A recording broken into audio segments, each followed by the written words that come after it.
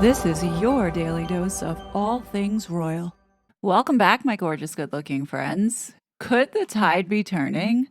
Today in the Telegraph, from an American writer, David Christopher Kaufman, is titled, "We Americans are fed up with Meghan Markle. It's time for Brits to take her back." Well, I'm sorry, she's our problem because she's an American. I don't think the Brits actually want to take her back.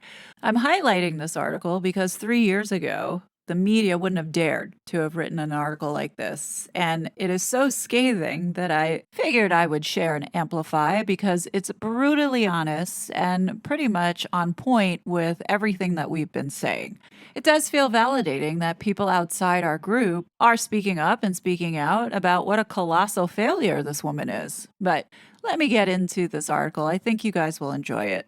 The author writes, "Say what you want about Meghan Markle. Narcissistic, self aggrandizing, out of touch. But her greatest misstep is one of missed opportunity.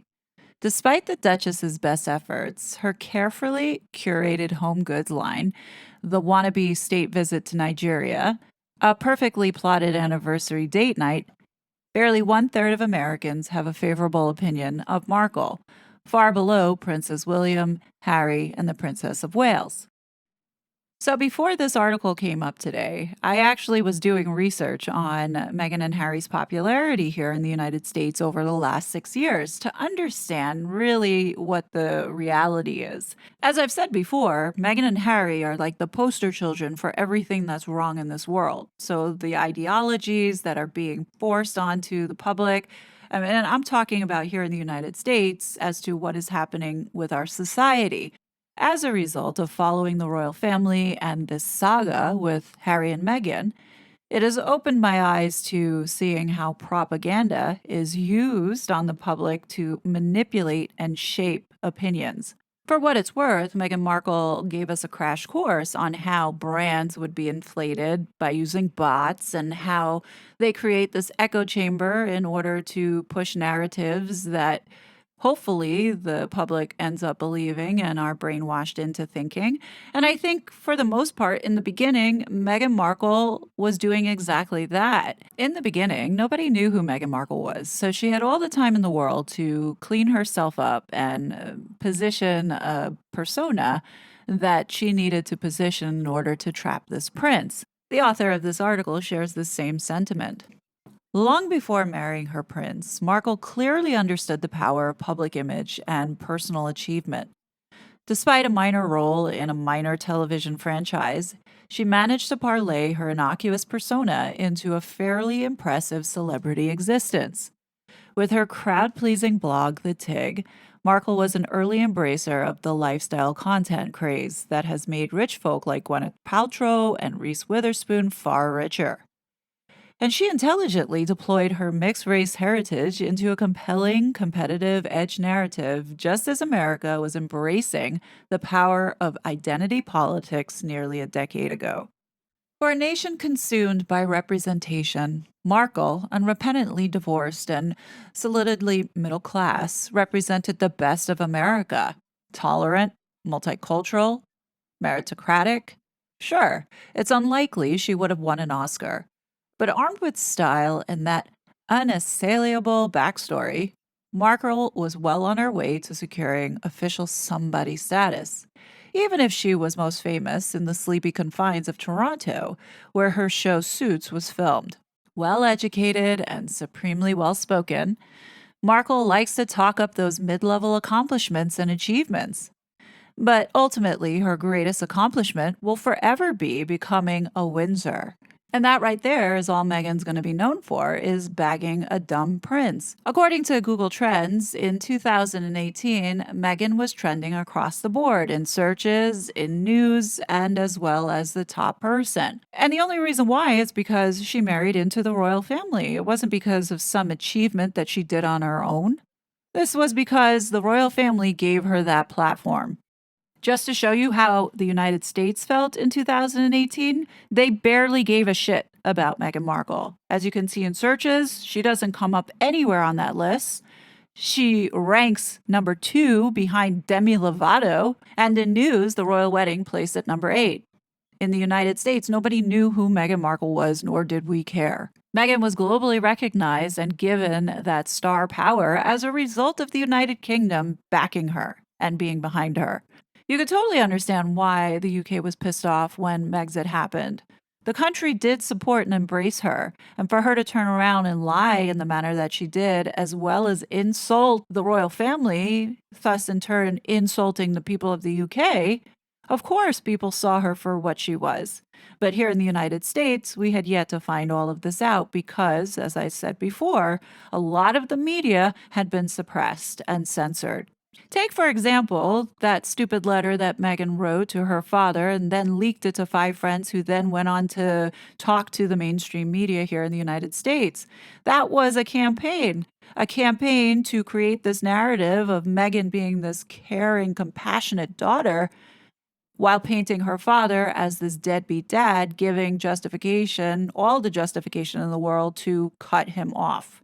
And literally, that was the point and purpose of doing this whole campaign. Here in the United States, we didn't know any better. And the way that all of the media had portrayed Meghan and her father, you really did get the sense that Thomas Markle was this deadbeat dad. We didn't know any of the backstory of how she was treating Thomas Markle or, what she was doing at the palace. None of that. We just saw Meghan being victimized again by the media and how Thomas Markle was exploiting her for money. If you were in the United States, you only heard one side. The mainstream media here never gave Thomas Markle an opportunity to give his side of the story. The reason why Meghan hates the social media accounts that are based out of the UK and the users on YouTube is because the interviews that her father did, as well as Samantha with non-US media outlets, was eventually making its way through as a result of people on social media from the United Kingdom or Australia sharing it. This is a perfect example of why censorship is bad. Anyhow, I digress, continuing on. Markle, however, has achieved what many had assumed was impossible, diversifying a 1,000-year-old institution for whom change typically arrives via assassination or warfare. But 6 years on, both she and her prince have squandered what could have been a meaningful opportunity. It appears as if the Sussexes' squandering shows no sign of stopping. The problem for Markle is that she still believes in the power of her achievements long after she's stopped achieving. This author really hit the nail on the head here with this one. Prior to Meghan reaching her biggest success in life and marrying this stupid prince, let's not forget that dish soap commercial that she keeps telling over and over and over when she was 11 years old. I truly believe that that's exactly when Meghan peaked in life. I also think it's why she hasn't matured and is mentally stuck as this 11-year-old. She and Harry's $100 million Netflix deal has delivered little more than a pair of self-serving biopics. Their equally ambitious Spotify tie-up resulted in lost millions and the couple being branded as grifters by one of Spotify's own execs. As for the Nigeria trip, Harry and Meghan were apparently flown to Africa on airplanes owned by an alleged money laundering fugitive. Unsurprising, considering wherever they go, they tend to live as big as possible while paying as little as possible. If only they had remained in Britain.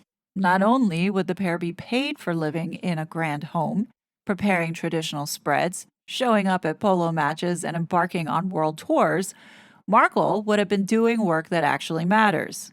True, the spotlight would have been unyielding, the scrutiny possibly unforgiving, but it is any less so today. Trapped, as the Sussexes are, in the simulacra peerage while plotting out photo ops? As his ongoing Manhattan trial confirms, Donald Trump is clearly the last person to critique the comportment of others. But unlike the Sussexes, who've never missed an opportunity to miss an opportunity, Trump is a prime example of opportunism done right. After all, despite his vulgarity and potential criminality, Trump managed to wind up in the White House. Honestly, I used to think that if Meghan could get into Buckingham Palace, she could get into the White House, and it scared me. But after witnessing her behavior over the last 6 years and her lack of motivation and follow through, I think that those chances are really, really small.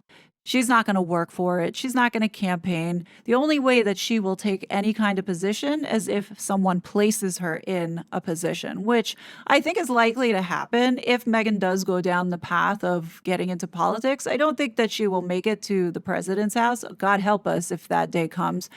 I don't see it happening at this time. She has literally destroyed herself over the things that she has done, which she did it on her own. There's no one there to blame for it but herself. But the thing that concerns me is I could see this grifter slipping into a government seat and sit back and do not a thing while she steals all our taxpayer money. Because that's what she is. She's a lying, grifting, money grabbing royal. As for Meghan and Harry, they're idling in Montecito exile in an overpriced villa paid for by Daddy while they wait for their next American Riviera orchard drop. Perhaps it's time to return to Britain, where they could truly be useful and where the opportunities afforded by Harry's birth are ultimately far more plentiful. Now, I enjoyed this article up until this point, and I have to disagree with this author's assessment. Meghan and Harry will never be welcomed back to the UK as working royals. Ain't no way. Especially not Meghan, not in this lifetime. Perhaps maybe Harry, if he goes back without Meghan and is hidden for 15 years, rehabilitating himself, perhaps maybe he will be able to venture back into the family someday.